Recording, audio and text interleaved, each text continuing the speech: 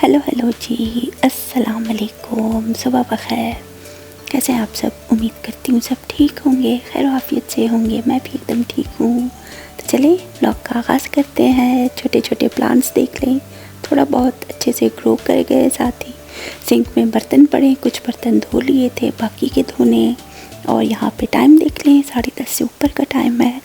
और मैं कपड़ा लेके आ गई थी कि विंडो पे जो इस तरह से शबनम बहुत जमा हो गई थी, तो ये बिल्कुल ही अगर इसको साफ़ ना करें तो बर्फ़ ज़्यादा बन जाती है।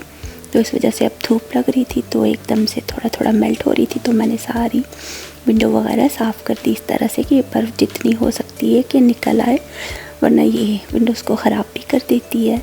और ज़्यादा अगर ठंड हो तो फिर तब शायद हमें हेयर ड्रायर यूज़ करना पड़े कि उसकी गर्माइश से ये स्नो मेल्ट हो, बर्फ़ जो जम जाती है। और बाहर का मंज़र देखे, बिल्कुल ही ठंडा ठंडा सा वेदर था। बर्फ़ हुई तो थी लेकिन अब जो है बर्फ़ तो रुक गई है, वैसी बर्फ़ नहीं है लेकिन फिर भी वेदर ठंडा है। और ये धूप देख के तो दिल करता है कि बाहर जाके बैठ जाओ, लेकिन नहीं भाई, इस धूप में भी हमें जैकेट, ग्लव सब कुछ पहन के जाना पड़ेगा, तो फ़ायदा कोई नहीं। किचन की विंडो पर भी ऐसे ही आ जाती है, ऐसे बर्फ़ जम जाती है, तो वो साफ़ कर ली। और साथ ही जो लाउंज में हमारी एक छोटी सी विंडो है वो भी क्लीन करती हूँ, थोड़ी ऊपर है वो रोशनदान जैसी। और साथ ही अपने सफाई के साथ जो सामान लेके मैं ऊपर आ गई थी। बेटे का बेडरूम अच्छे से क्लीन करती हूँ, उसका बाथरूम क्लीन करती हूँ। हमारे बेडरूम्स की तरफ भी जो है जितनी हो सके क्लीनिंग, सबसे पहले तो बाथरूम की क्लीनिंग करनी, उसके बाद बेडरूम्स की देखती हूँ कि होती या नहीं आज, क्योंकि एक ही दिन में सारे काम तो होते नहीं है, कुकिंग भी करनी होती है, बाकी काम भी होते हैं। तो यहाँ पे देख ले, बस बाहर का मंज़र भी, धूप अच्छी खासी थी तो थोड़ी एनर्जी मिल ही गई थी, इसीलिए मैं ऊपर आ गई कि क्लीनिंग कर लेती हूँ। बाथरूम वगैरह की भी, सब जगह की, क्लोजेट वगैरह तो एकदम अच्छे से क्लीन कर लिया। और सामने देखिए, उन्होंने अपने घर के साथ ही जो है इस तरह से बारिश का पानी और बर्फ़ का पानी जो मेल्ट हो, तो ऊपर नाला जो बना होता है, वाटर ड्रेन होता है, तो वो सीधा उस टैंक में जमा हो जाएगा और वो पानी वो लोग अपने प्लांट्स वगैरह के लिए यूज़ करेंगे।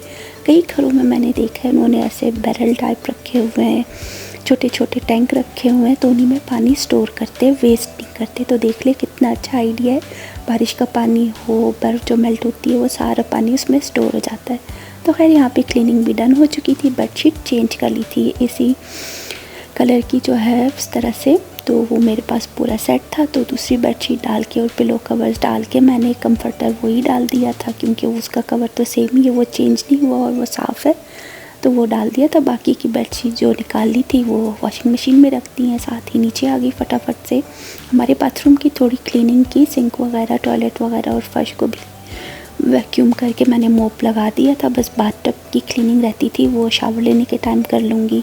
तो यहाँ आ गई फटाफट से, मैंने सोचा बेटे के लिए जो है अंडा ग्रेवी बना देती हूँ।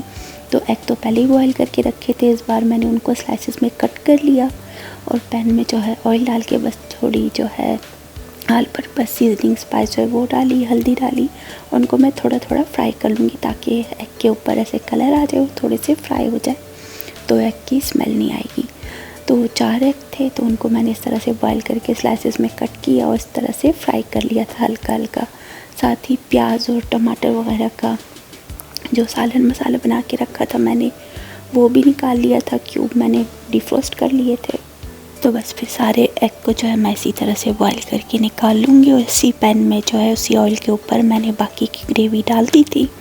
इसमें पहले से भी कुछ स्पाइसेस मिक्स हैं, सब कुछ, जिंजर गार्लिक पेस्ट वगैरह, नमक, लाल मिर्च वगैरह, तो अभी भी कुछ स्पाइसेस अपनी तरफ से शामिल कर दूँगी ताकि टेस्ट थोड़ा सा बराबर हो जाए, एकदम से बैलेंस हो जाएगा। तो उसके बाद जो है जब ये एकदम अच्छे से फ्राई हो जाएगा तो एंड में बस थोड़ी सी कसूरी मेथी डाल के उसको थोड़ा फ्राई कर लूँगी, उसकी खुशबू आ जाएगी, तो थोड़ा सा पानी शामिल करके ग्रेवी सेट हो जाएगी और उसी में मैं ये सारे एग स्लाइसेस डाल दूँगी। तो हमारी एकदम मज़ेदार सी अंडा ग्रेवी तैयार हो जाएगी। ऊपर से मैंने जो है बस स्प्रिंग अनियंस कट करके डाल देने हैं, तो एकदम मज़ेदार सी अंडा ग्रेवी तैयार हो जाएगी।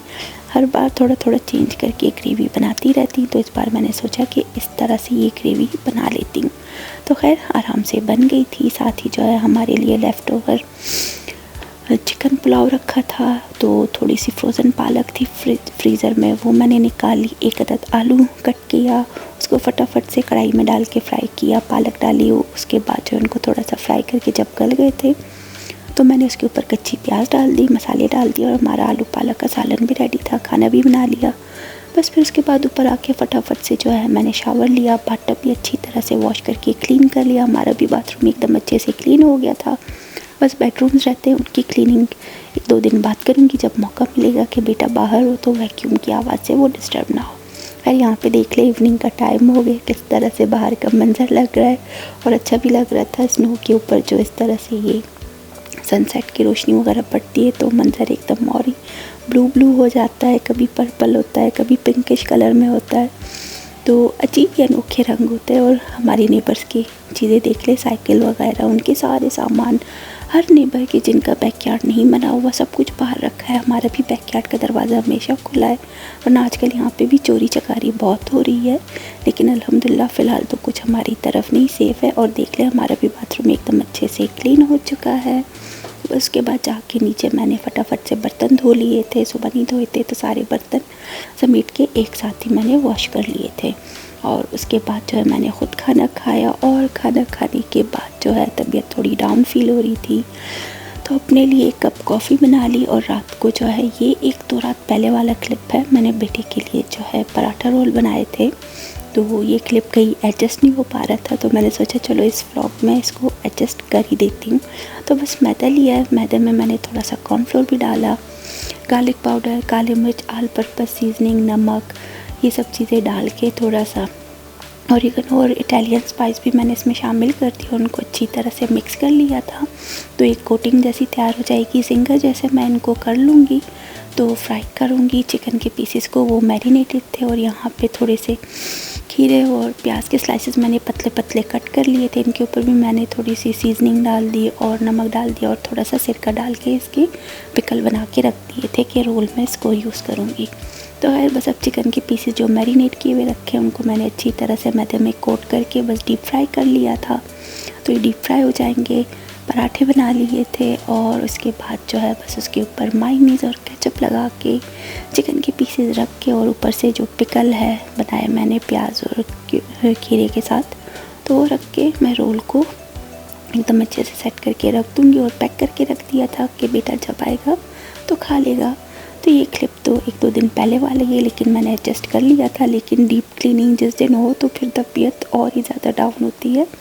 तो मुझे फ़ीवर हो गया, गला ख़राब, हल्का हल्का ख़राब है गला, फ्लू हो रहा है, तो तबीयत इसी तरह से डाउन है। क्या करें, अभी मौसम का असर है या फिर शायद जो पीनट्स मैं खा रही हूँ हर 2-4 दिन के बाद उसका असर होगा, क्योंकि पीनट्स मुझे ज़्यादा पसंद है। मैं हर 2-3 दिन के बाद प्लेट में निकाल के उसको जो है फिर थोड़ा सा एयर फ्रायर में रोस्ट कर लेती हूँ, क्योंकि यहाँ की पीनट्स थोड़ी कच्ची होती है। लोग चाहे जितना भी बोले कि रोस्टेड है, लेकिन वो रोस्टेड का मज़ा बिल्कुल नहीं आता है। तो खैर इसी तरह से जो मैं पीनट्स खाती हूँ, बस यहाँ पे देख ले अभी ये रोल भी तैयार हो रहे हैं। बस पराठा रोल लपेट कर मैंने इसी तरह से सेट कर लिए थे कि बेटा खुद ही फिर खा लेगा और मैं सोने चली गई थी। तो बस फिर इसी के साथ मैं अब आप सबसे इजाज़त लूँगी। मिलती हूँ अगले व्लॉग में। कुछ इंटरेस्टिंग सा हो तो मज़ा आएगा, लेकिन अभी फ़िलहाल रूटीन के व्लॉग है तो फ़िलहाल के लिए इजाज़त दीजिएगा। अल्लाह हाफ़िज़।